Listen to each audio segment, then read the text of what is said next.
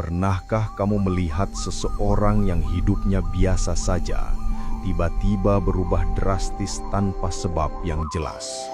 Konon, menurut Primbon Jawa, ada laku rahasia bagi weton wage yang jika dijalani dengan sungguh-sungguh selama puasa Daud 1 tahun penuh, mampu menarik rezeki dari arah yang tak terduga.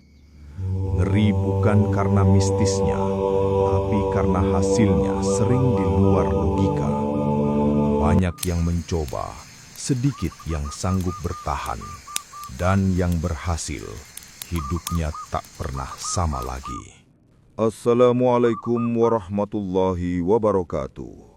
Channel yang membahas kisah-kisah Primbon Jawa, laku spiritual leluhur, serta rahasia kehidupan yang jarang diketahui banyak orang.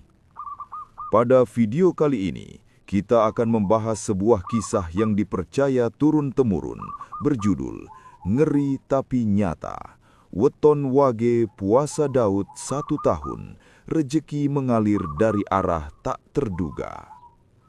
Sebelum kita melanjutkan pembahasan lebih dalam, jangan lupa untuk like video ini, tuliskan komentar kalian, dan subscribe agar kami terus menyajikan konten-konten penuh makna dan pelajaran hidup. Weton wage menurut Primbon Jawa. Dalam khazanah Primbon Jawa, weton wage bukanlah weton yang sembarangan. Ia dikenal sebagai weton dengan energi halus, tenang, dan penuh perhitungan batin. Orang yang lahir pada weton wage umumnya memiliki sifat pendiam, tidak suka menonjolkan diri, namun menyimpan kekuatan besar dalam kesabaran dan keuletan. Mereka bukan tipe yang langsung bersinar di usia muda, tetapi justru sering mengalami hidup yang berliku sebelum menemukan jalan terang. Primbon menyebutkan bahwa weton wage berada di bawah pengaruh energi bumi dan angin yang seimbang. Artinya, orang dengan weton ini cenderung mampu bertahan dalam kondisi sulit, meski secara lahiriah sering terlihat biasa saja. Namun di balik ketenangan itu, batin mereka sangat peka. Mereka mudah merasakan firasat, membaca situasi, dan menangkap pertanda yang sering diabaikan orang lain. Sayangnya, kelebihan ini sering menjadi pedang bermata dua. Banyak weton wage yang hidupnya terasa tertahan, rizki datang lambat, usaha sering mentok di tengah jalan, dan kerja keras seolah tidak sebanding dengan hasil. Menurut Primbon, hal ini bukan karena kurang usaha, melainkan karena garis hidup weton wage memang menuntut laku khusus. Jika tidak dijalani, rizki akan terasa serat meski peluang terbuka di depan mata. Leluhur Jawa percaya, weton wage adalah weton yang dititipi beban. Beban ini bukan kutukan, melainkan ujian untuk membentuk kedewasaan batin. Mereka yang kuat menjalani hidup dengan ikhlas, jujur, dan tidak tergoda jalan pintas, akan dipertemukan dengan jalan rizki yang besar di kemudian hari. Namun jika mudah putus asa, iri, atau tergoda keserakahan, maka hidupnya akan terus berputar di lingkaran kesulitan. Dalam Primbon juga disebutkan bahwa weton wage sangat cocok menjalani tirakat atau laku prihatin. Salah satunya adalah puasa yang bersifat menata batin, bukan sekedar menahan lapar. Hal ini karena energi wage selaras dengan laku sunyi, menyepi, menundukkan ego, dan memperkuat hubungan antara niat, doa, dan usaha. Oleh sebab itu, ketika puasa Daud dikaitkan dengan weton wage, para sesepuh melihatnya sebagai perpaduan yang sangat kuat.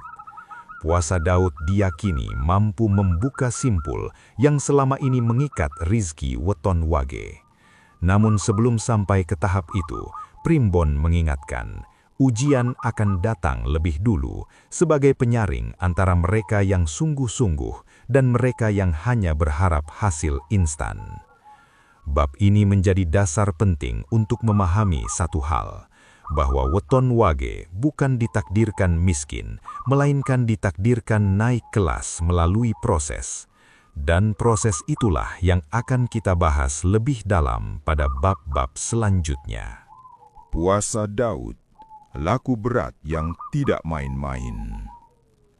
Dalam primbon Jawa, puasa Daud bukan sekadar amalan menahan lapar dan haus.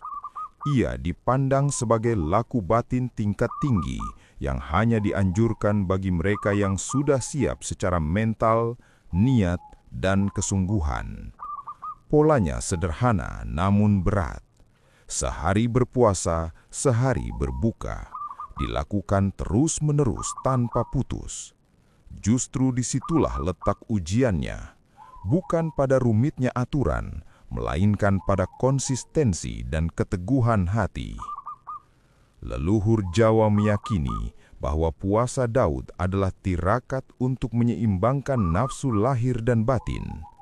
Saat tubuh dilatih menahan keinginan, jiwa dipaksa untuk jujur pada niat terdalam. Banyak orang kuat berpuasa beberapa hari, bahkan beberapa minggu, namun ketika masuk bulan-bulan berikutnya, rasa lelah, emosi tidak stabil, hingga muncul pikiran untuk berhenti seringkali datang bersamaan. Bagi weton wage, puasa Daud dipercaya sangat selaras dengan watak dasarnya. Weton wage memiliki energi sunyi, tidak meledak-ledak, dan cenderung kuat dalam menahan diri. Namun justru karena sifatnya yang pendiam dan memendam banyak hal, batin weton wage sering dipenuhi beban yang tidak disadari. Puasa Daud, menurut primbon, berfungsi sebagai sarana membersihkan ruang batin agar energi rezeki dapat mengalir lebih lancar. Primbon Jawa juga mengingatkan bahwa puasa Daud bukan alat pemaksa rezeki. Banyak orang keliru menjalani laku ini dengan niat semata-mata ingin cepat kaya. Niat seperti ini justru diyakini akan memperberat ujian. Leluhur menekankan, puasa Daud harus dilandasi niat membersihkan diri, mendekatkan diri kepada Tuhan, serta melatih keikhlasan menerima proses hidup. Menariknya, banyak kisah menyebutkan bahwa di awal menjalani puasa Daud, kondisi hidup pelaku justru terasa makin berat. Penghasilan menurun, kebutuhan meningkat, atau masalah lama muncul kembali. Dalam primbon, ini disebut sebagai fase pengosongan, saat sesuatu yang rapuh harus runtuh lebih dulu sebelum digantikan dengan yang lebih kokoh. Puasa Daud juga dipercaya membuka kepekaan batin. Weton wage yang menjalani laku ini sering merasa lebih peka terhadap firasat, mimpi menjadi lebih jelas, dan hati lebih mudah tersentuh oleh kebenaran. Disinilah proses pembentukan karakter terjadi. Kesabaran diasah, keserakahan dilunakkan, dan ego perlahan ditundukkan. Para sesepuh selalu mengingatkan satu hal penting. Puasa Daud bukan untuk dipamerkan dan bukan untuk diceritakan sembarangan. Semakin sunyi laku dijalani, semakin kuat dampaknya. Weton wage yang mampu menjaga kerendahan hati selama menjalani puasa ini, diyakini akan mendapatkan balasan yang setimpal, meski waktunya seringkali tidak bisa ditebak. Bab ini menegaskan bahwa puasa Daud adalah jalan berat yang tidak semua orang sanggup menempuhnya. Namun bagi weton wage yang berhasil melewatinya dengan niat lurus dan hati bersih, primbon menyebutkan bahwa perubahan besar hanyalah soal waktu. Dan perubahan itu sering datang dengan cara yang sama sekali tidak disangka-sangka. Ujian terberat selama 1 tahun puasa Daud. Memasuki bulan-bulan awal menjalani puasa Daud, banyak orang mengira ujian terberat hanyalah rasa lapar dan haus. Namun kenyataannya, ujian sesungguhnya justru datang dari kehidupan sehari-hari. Bagi weton wage, masa ini sering terasa seperti berjalan di lorong gelap tanpa tahu kapan cahaya akan muncul. Di fase awal, tubuh mulai beradaptasi. Pola tidur berubah, tenaga terasa cepat terkuras dan pikiran seringkali sulit fokus.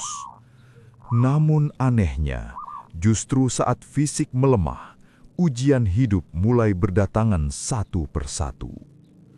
Penghasilan yang biasanya cukup tiba-tiba terasa kurang. Pekerjaan menjadi lebih berat.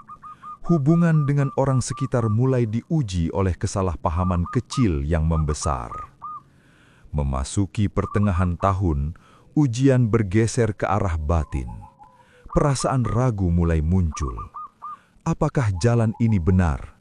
Apakah semua pengorbanan ini akan membuahkan hasil?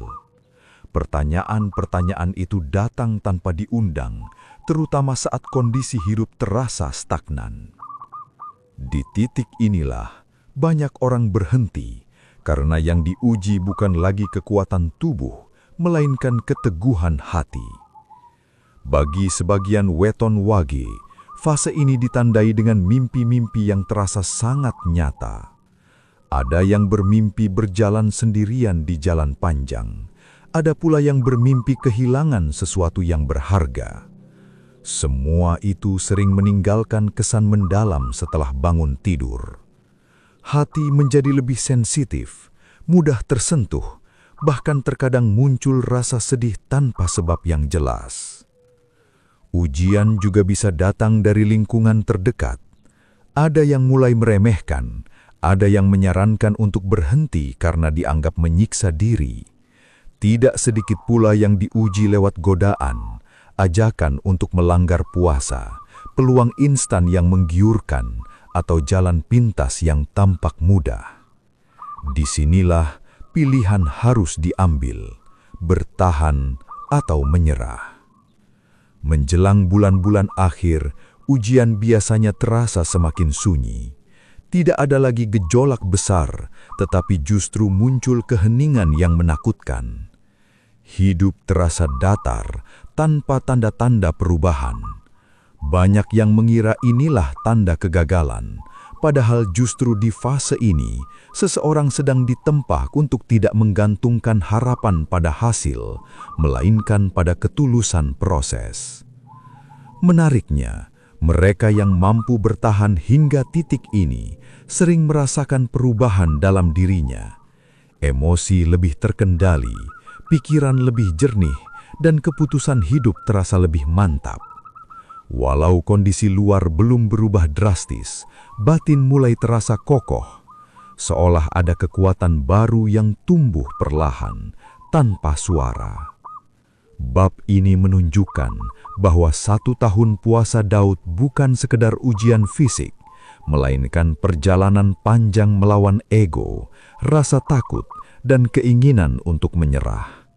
Bagi weton wage, fase ini adalah penyaring alami. Hanya mereka yang benar-benar siap secara mental dan batin yang mampu melangkah ke tahap berikutnya. Tahap di mana perubahan hidup mulai memperlihatkan tandanya. Rezeki datang dari arah yang tak terduga. Setelah melewati masa panjang yang sunyi dan penuh ujian, perubahan dalam hidup biasanya tidak datang dengan ledakan besar. Justru sebaliknya, ia hadir perlahan, hampir tak disadari. Bagi weton wage yang mampu bertahan hingga tahap ini, rezeki mulai muncul dalam bentuk-bentuk kecil namun konsisten, seolah hidup perlahan membuka jalan yang sebelumnya tertutup rapat. Awalnya, perubahan terasa dari hal sederhana. Pekerjaan yang sempat tersendat mulai menemukan ritmenya kembali.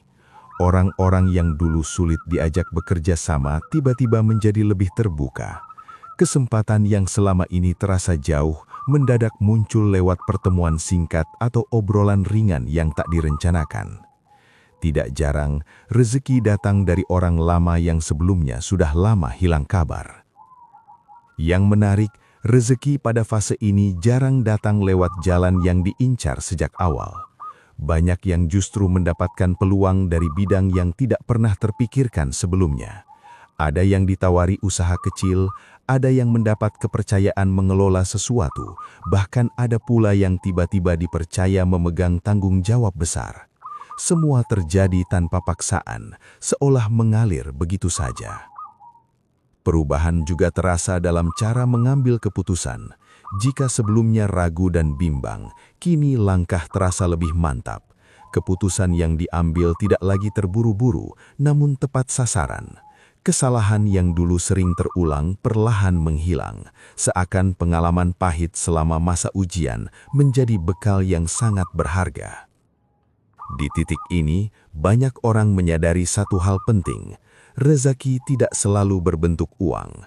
Ketenangan batin, kepercayaan dari orang lain, kesehatan yang membaik, serta hubungan yang lebih harmonis justru menjadi fondasi datangnya kelimpahan materi. Saat batin sudah siap, rezeki materi seperti mengikuti dari belakang. Menjelang akhir perjalanan ini, sebagian weton wage mulai merasakan hidup yang lebih stabil. Bukan berarti tanpa masalah, namun setiap masalah terasa lebih mudah dihadapi. Yang dulu terasa berat, kini bisa dilalui dengan kepala dingin. Disinilah banyak yang menyadari bahwa perubahan terbesar sebenarnya terjadi di dalam diri, jauh sebelum terlihat di luar. Bab ini memperlihatkan bahwa rezeki yang datang dari arah tak terduga bukanlah kebetulan. Ia adalah hasil dari kesabaran panjang, pengendalian diri, dan kemampuan bertahan di saat hidup terasa paling sunyi. Dan ketika waktunya tiba, hidup seakan berkata, semua yang kau jalani selama ini tidak pernah sia-sia. Ketika perjalanan panjang itu mendekati akhirnya, perubahan hidup biasanya tidak datang dengan tanda-tanda yang mencolok. Tidak ada sorak-sorai, tidak pula kejutan besar yang langsung terlihat. Justru sebaliknya, tanda-tanda akhir perubahan nasib hadir dengan cara yang sangat halus. Seringkali hanya bisa dirasakan oleh diri sendiri. Salah satu tanda paling awal adalah ketenangan batin. Pikiran yang dulu penuh kegelisahan kini terasa lebih ringan. Masalah tetap ada, tetapi tidak lagi menimbulkan kepanikan. Hati menjadi lebih sabar, tidak mudah tersulut emosi, dan mampu menerima keadaan tanpa perlawanan berlebihan. Bukan karena pasrah, melainkan karena keyakinan bahwa setiap langkah sudah berada di jalurnya. Perubahan juga terlihat dari cara memandang kehidupan. Hal-hal kecil yang dulu memicu rasa iri atau kecewa, kini terasa biasa saja. Fokus hidup bergeser dari keinginan untuk diakui menjadi keinginan untuk menjalani hidup dengan benar dan jujur. Anehnya, justru ketika ambisi berlebihan mereda, peluang-peluang baru mulai berdatangan dengan sendirinya. Tanda lainnya adalah kejelasan dalam mengambil keputusan. Jika sebelumnya banyak keraguan, kini pilihan terasa lebih tegas.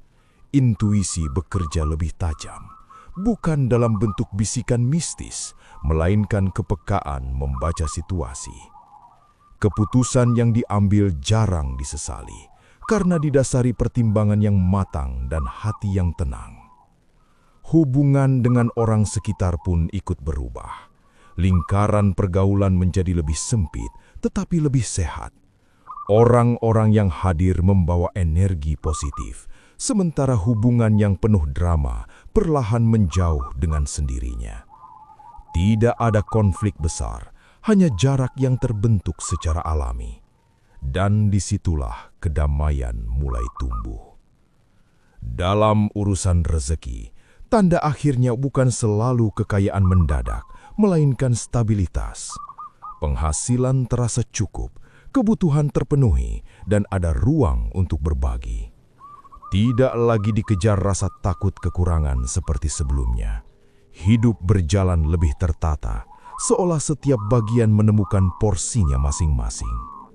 Menariknya, di tahap ini, seseorang sering tidak lagi terlalu memikirkan hasil dari perjalanan panjang yang telah dilalui. Yang tersisa hanyalah rasa syukur karena mampu bertahan sampai akhir. Dan justru di saat itulah, hidup mulai memberikan lebih dari yang pernah diminta. Bab ini menegaskan bahwa perubahan nasib sejati tidak selalu terlihat dari luar.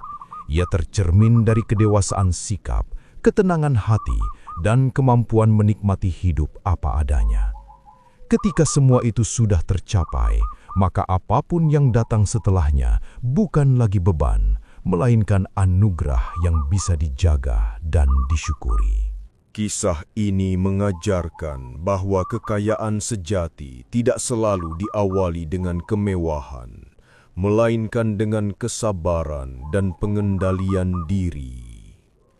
Puasa Daud dalam Primbon bukan jaminan instan menjadi kaya, melainkan jalan untuk membentuk mental, batin, dan sikap hidup yang siap menerima rezeki besar.